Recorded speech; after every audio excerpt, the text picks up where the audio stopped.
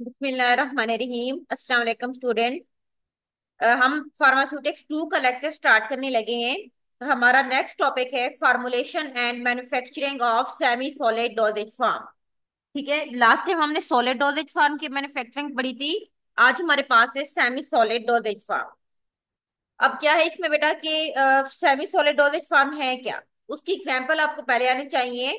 Ointment, cream and jail, ये हमारे पास most common use होने वाली सेमी सॉलिड डोजेज फॉर्म होती है, जिसको हम topical applications mean apply on the skin. अब इसमें से कुछ जो होती है बेटा वो स्किन के ऊपर अप्लाई की जाती हैं, जिस तरह क्रीम्स वगैरह हैं, कुछ ऑइंटमेंट्स होती हैं। कुछ जो होती हैं placed on the surface of I, eyes ointment है, जिस तरह हमारे पास पॉलीपैक्स वगैरह होती हैं। और कुछ जो होती है हम नेजल भी यूज कर सकते हैं, जिस तरह सपोजिटरीज है, अगर नाक में इन्फेक्शन हो जाता है तो अंदर उनको रख दिया जाता है, वो सेमी सॉलिड डोजेज फॉर्म में आती है। उसके बाद कुछ हमारे पास वजाइनल फ्रूट के थ्रू भी हम यूज कर सकते हैं, वो भी वजाइनल सपोजिटरीज होती हैं। और कुछ हमारे पास होती हैं रेक्टल जो होती है, जिनको हम रेक्टली सपोजिटरीज कहते हैं। Most of these preparation are use for effect of therapeutic agent they contain, यानी कि इसका मकसद ये है कि दो तरह की हमारे पास होती है जो सेमी सॉलिड डोजेज फॉर्म होती है। कुछ होती है बेटा मेडिकेटेड, मेडिकेटेड ऐसी होती है जिसमें ऐसा हम थेराप्यूटिक एजेंट जो हमारा होता है वो हम यूज करते हैं किसी भी बीमारी को ट्रीट करने के लिए। सेकेंड नंबर पे हमारे पास होती है नॉन मेडिकेटेड, जो जस्ट फिजिकल इनका इफेक्ट होता है, वो जस्ट प्रोटेक्शन के लिए यूज होती है या उनका लुब्रिकेंट इफेक्ट होता है। उसके बाद नेक्स्ट हमारे पास है बेटा formulation of semi solid doses form. Semi solid doses form जो होती है उसकी प्रिपरेशन के लिए हमारे पास एक तो दो ही चीजें हम इसमें डालेंगे। एक तो हमारे पास एक्टिव होगा जो हमारा मेन थेराप्यूटिक एजेंट है, अगर हम मेडिकेटेड बना रहे हैं जिसको हम एपीआई कहते हैं, उसके साथ साथ हम उसमें कुछ अदर इंग्रेडिएंट यूज करेंगे, जिसमें हमारे पास बेटा प्रिजर्वेटिव आ जाते हैं, एंटीऑक्सीडेंट आते हैं, solubiliser, thickening agent, emulsifying agent, antimicrobial and colourant. ये फर्स्ट ईयर में हम डिटेल में पढ़ चुके हैं ये सारे, तो इसीलिए मैं इधर दोबारा एक्सप्लेन नहीं कर रही। अब जो बेसिक कंस्टिट्यूएंट होता है किसी भी सेमी सॉलिड का, वो यूनिक होती है उसकी कंपोजिशन। कंपोजिशन में भी के हमारे पास चॉइस होती है बेटा सूटेबल रॉ मटेरियल की, कि हमने फॉर्मुलेशंस के लिए कौन से यूज करने।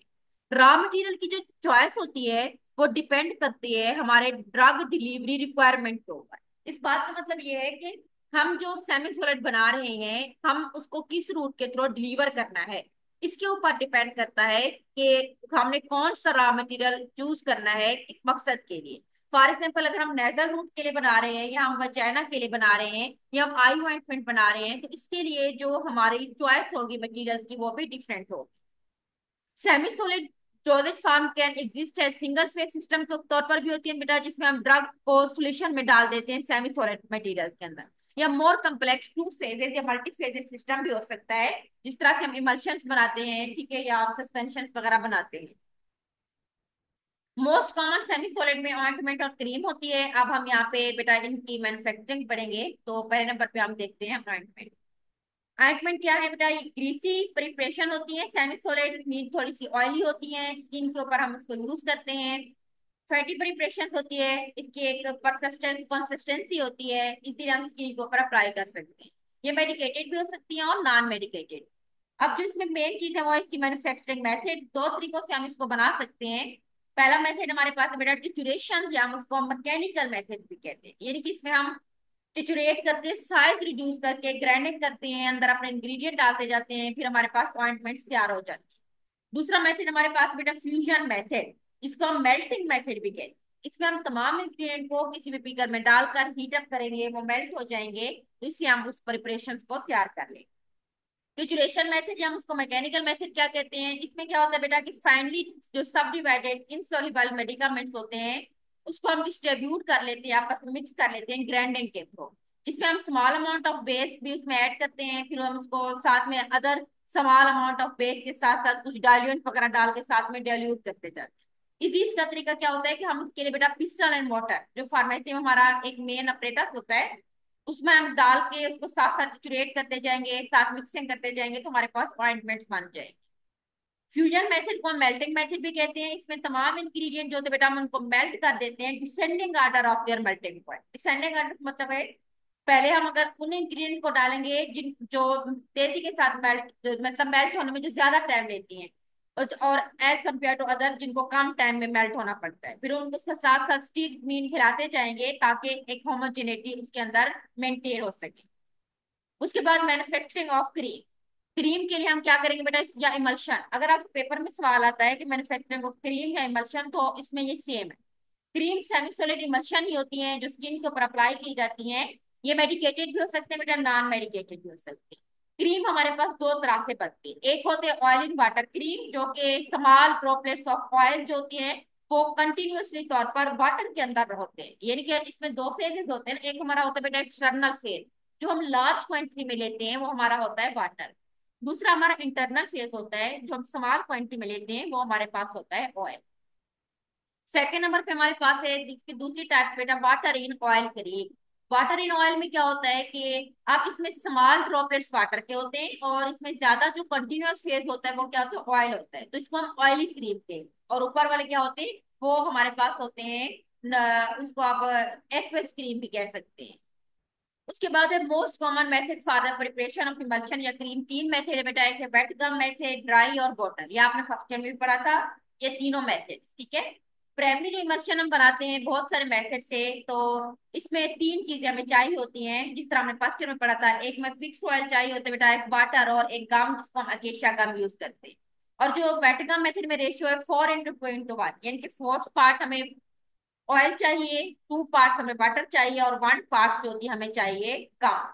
अब इसमें क्या करेंगे, 2 पार्ट्स वाटर और 1 पार्ट्स गम, वो वेट मेथड है ना, तो इसका मिक्सिंग ऑर्डर क्या होगा, पहले हम पानी लेंगे, पानी में गम डालेंगे, उसको हम टेचुरेट करेंगे पिस्टल एंड मोटर के अंदर, यहाँ तक एक स्मूथ म्यूसिलेट या एक पेस्ट बन जाए। अब तीसरे नंबर पे हमने इसमें डालना है ऑयल। ऑयल को हम स्लोली तौर पर कंटिन्यूअस टिचुरेशन के साथ ऐड करेंगे कि एक स्मूथ क्रीम बन जाता है। अब उस क्रीम को फिर हम मजीद 5 मिनट के लिए फर्दर टिचुरेट करते रहेंगे, और मजीद उसमें वाटर ऐड करके उसका हम वॉल्यूम मेकअप करेंगे जितना हमें चाहिए। उसके बाद हमारे पास है ड्राई गम। ड्राई का मेथड कौन सा है, ये इसमें हम रेशो सेम है बेटा, ऑयल वाटर और अकेशिया की, जैसे कि बैटर में था, लेकिन इसका मिक्सिंग आर्डर चेंज है। इसमें हम क्या करेंगे, सबसे पहले ऑयल को हमने गम में डालना है मिक्सर एंड वाटर के साथ, यहाँ तक एक यूनिफॉर्म पाउडर जो होती है वो डिस्ट्रीब्यूट होकर पेस्ट बना दे। अब फिर हम उसमें पानी डालना है, पानी डाल के फिर हमने उसको मजीद मिक्स करके प्राइमरी मल्शन बना लें। उस प्राइमरी मल्चन में हम अपनी मर्जी के अदर एक्सीपिएंट्स जो भी रिमेनिंग वाटर की क्वांटिटी वगैरह वो चीजें डाल सकते हैं, तो उसके बाद हमारे पास एक फिनिश प्रोडक्ट बन जाए। तीसरा मेथड हमारे पास बेटा बोतल मेथड। इसमें क्या करेंगे कि it is a method for dry gum method के लिए हम यूज कर सकते हैं। Ratio of oil and acacia जो होती है उसमें 3:2:1 होती है, ये रेशियो चेंज है, या आप इसको 2:1 और 1 रेशो भी कर ले सकते हैं। अब इसमें हम क्या करेंगे कि ये उन इंग्रेडिएंट के लिए होता है या उन ऑयल के लिए होता है जिसको हम वोलेटाइल ऑयल्स कहते हैं, जिनकी विस्कोसिटी कम होती है। इसमें ऑयल को हम मिक्स करेंगे गेशा के अंदर बेटा, उसके बाद बोतल में डाल के इसको शेक करेंगे, और अदर क्वांटिटी ऑफ वाटर डालते जाएंगे, यहाँ तक कि हमारे पास एक इमल्शन बन जाएगी। उसके बाद हमारे पास है, ये तो था सेमी सोलिड। नेक्स्ट है बेटा formulation and manufacturing of liquid doses form. Liquid doses form क्या होती है बेटा, लिक्विड डोज होती है किसी भी केमिकल कंपाउंड की जिसको हम एज ए ड्रग या मेडिकेशन यूज करते हैं, that is ready for administration या कंजप्शन बाय ओरल आर, उसके बाद हमारे पास है प्रिंटरल रूट के थ्रू भी हम इसको यूज कर सकते हैं। फॉर्मुलेशन के लिए इसमें हमारे पास वो ही है कि दो चीजें होती हैं, एक हमारे पास ड्रग होता है जो हमारा एक्टिव एपीआई होता है, और दूसरा हमारे पास अदर सब्सटेंस जिसको हम इनएक्टिव सब्सटेंस कहते हैं, उसको हम एक्सीपिएंट्स का नाम देते हैं। कौन कौन से एक्सीपिएंट डालेंगे बेटा, इसमें स्वाइटनिंग एजेंट्स होते हैं, फ्लेवरिंग एजेंट डालते हैं, हम कलर डालते हैं, विस्कोसिटी कंट्रोल एजेंट डालते हैं, प्रिजर्वेटिव और एंटीऑक्सीडेंट। मोस्ट कॉमन जो हमारे पास लिक्विड डोजेज फॉर्म है वो सिरप या ओरल सॉल्यूशन होते हैं।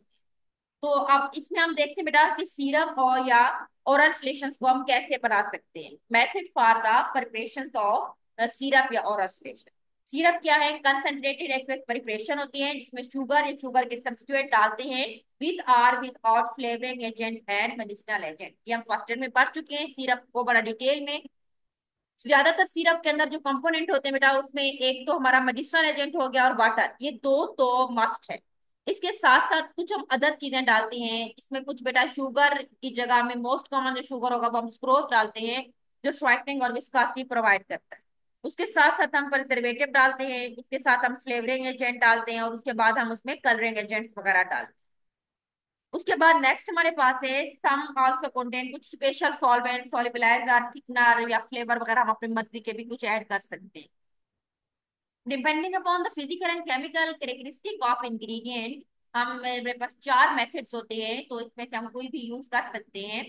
तो सबसे पहला मेथड हमारे पास है सोलेशन विद हीट, या हॉट मेथड भी कहते हैं बेटा। दूसरा हमारे पास एजिटेशन विदाउट हीटिंग, जो हमारे पास कोल्ड मेथड होता है। तीसरे नंबर पे हमारे पास addition of sucrose to medicated liquid, या हम इसको फ्लेवर्ड लिक्विड में डालते हैं। और चौथा मेथड हमारे पास है परकुलेशन। तो सबसे पहला हमारा हॉट मेथड जो है, ये उन इंग्रेडिएंट के लिए होता है जो थर्मोस्टेबल होते हैं, मीन्स के जो हीट के ऊपर स्टेबल होते हैं, या जो नॉन वोलेटाइल इंग्रेडिएंट होते हैं। सबसे पहले क्या करेंगे, sugar is generally added to purified water में हम डालते हैं।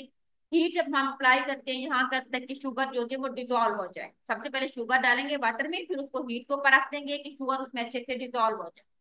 उसके बाद है then other heat stable component are added to hot syrup. जो जो होंगे वो उसमें डालते जाएंगे, फिर उसके बाद हम उसको मिक्सचर बन जाएगा बेटा, उसको हम कूल करेंगे और डिजोल्व कर देंगे। फिर other heat stable component add करेंगे हॉट सिरप के अंदर, फिर हम उसको ठंडा करेंगे, उसको वॉल्यूम मेकअप कर लेंगे। उसके बाद कुछ अदर इंग्रेडिएंट होते हैं बेटा हमारे पास, थर्मोलिबाइल या वोलेटाइल इंग्रेडिएंट, जो हमने मेथड तो हम हॉट यूज कर रहे हैं, लेकिन हमारे पास जो इंग्रेडिएंट है ना वो थर्मोलिबाइल है। थर्मोलिबाइल का मतलब होता है जो कि हीट के ऊपर नॉन स्टेबल होते हैं, अनस्टेबल होते हैं, ठीक है। उसमें हम क्या करेंगे, सबसे पहले तो हम शुगर डालेंगे पानी के अंदर, फिर हम उसको हीट कर लेंगे। जब मिक्सचर गर्म होता है फिर हम उसको हीट बंद करते हैं, तो वो ठंडा हो जाता है, हम उसको रूम टेम्परेचर के ऊपर रखेंगे। जब वो ठंडा होगा तो हमारे पास जो वोलेटाइल या जो हीट वाला इंग्रेडिएंट है वो हम उस कोल्ड सिरप में डाल देंगे। उसके बाद है बेटा हमारे पास एजिटेशन या shaking with out heat. Small scale के ऊपर भी हम इसको यूज कर सकते हैं और लार्ज के ऊपर। स्मॉल स्केल के ऊपर हमें करना है तो स्क्रोज और अदर इंग्रेडिएंट हम ऐड करते हैं प्यूरिफाइड वाटर के साथ कंटेनर में। उसके बाद हम उसका वॉल्यूम जो थी वो फाइनल करते हैं। दिस मिक्सचर इज एजिटेटेड, यानी कि सिंपल कंटेनर लेंगे, उसमें वाटर डालेंगे, उसमें स्क्रोज और अदर इंग्रेडिएंट डालकर उसको एजिटेट करेंगे, और ये प्रोडक्ट हमारे पास बनेगा। वो टाइम कंज्यूमिंग तो होगा, लेकिन जो प्रोडक्ट होगा ना वो ज्यादा स्टेबल होगा। लेकिन अगर हम लार्ज स्केल के ऊपर बनाना है बेटा, तो ह्यूज ग्लास लाइन या स्टेनलेस स्टील हम बड़े बड़े टैंक लेंगे, जिसमें हमारे पास मैकेनिकल स्टीरर या एजिटेटर्स होती हैं जो हम प्रिपरेशन में यूज करते हैं। समटाइम्स सब्सटेंट जो होते हैं अदर देन वाटर की निस्बत हम वो भी यूज कर सकते हैं। कुछ वाटर सोल्युबल इंग्रेडिएंट होता है, स्मॉल क्वांटिटी हम यूज करते हैं फॉर एड इन द सब्सटेंट। यानी कि उन्होंने बस सिंपल बताया बेटा कि अगर स्मॉल स्केल पे बना रहे हैं तो हम एक छोटा कंटेनर लेंगे, लार्ज स्केल के ऊपर हमारे पास बड़े बड़े टैंक होते हैं, बाकी सेम है। अच्छा, उसके बाद है education of sucrose to a medicated liquid, या हमारे पास फ्लेवर लिक्विड में किस तरह से है इन सम प्रिपरेशन। इस जैसे हमारे पास कुछ बेटा टिंचर है, या हमारे कोई एक्सट्रैक्ट बनाना है फ्लूइड वगैरह का, तो हम एज इंग्रेडिएंट यूज करना है, तो हम उसके लिए जो होती है ये वाला मेथड यूज करते हैं। अब इसमें क्या करते हैं कि सबसे पहले हम वाटर के अंदर जो होती है सेपरेट मिक्स करते हैं, यानी कि जो हमारे पास अल्कोहल सॉल्युबल कंटेंट होंगे, टिंचर होता है या फ्लूइड वगैरह, हम उसको अलग से सेपरेट कर पानी में मिक्स करेंगे। उसके बाद हम उसको सेटल डाउन होने देंगे, और यहाँ तक के जो जो चीज होगी वो अंदर इनसॉल्युबल इंग्रेडिएंट वगैरह अलग हो जाते हैं और वो फिल्टर कर देंगे।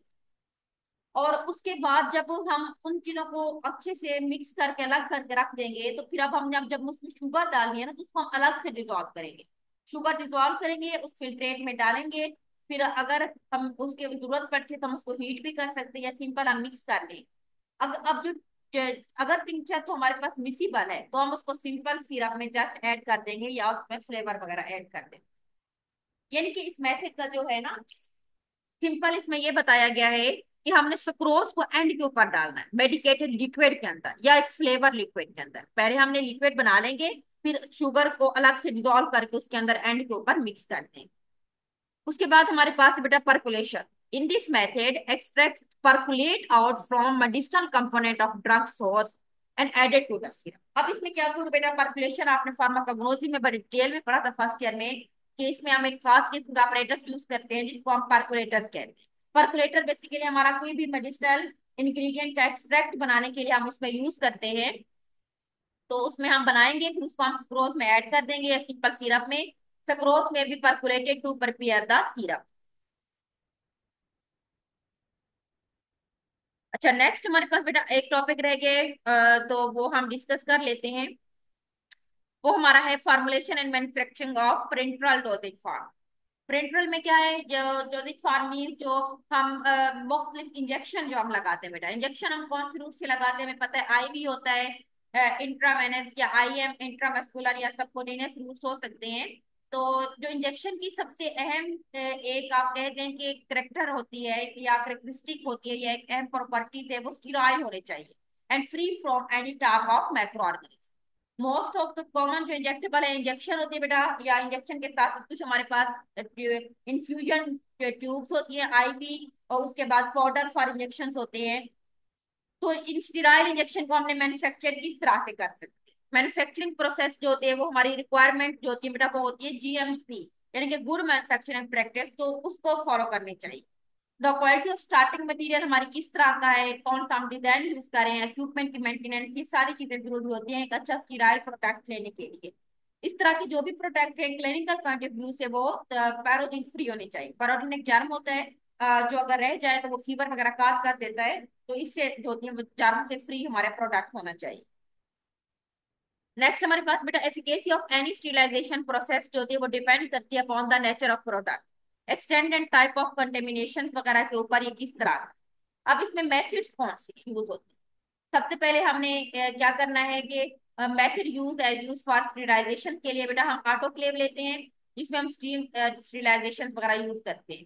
फिर ड्राई हीट स्टीरिलाइजेशन भी हो सकती है, फिल्ट्रेशन के थ्रू भी हम कर सकते हैं, गैस स्टीरिलाइजेशन भी हो सकती है, और अदर भी कर सकते हैं। अब हमने कौन सा मेथड यूज करना है स्टीरिलाइजेशन के लिए डिपेंड करते हैं हमारे प्रोडक्ट के ऊपर।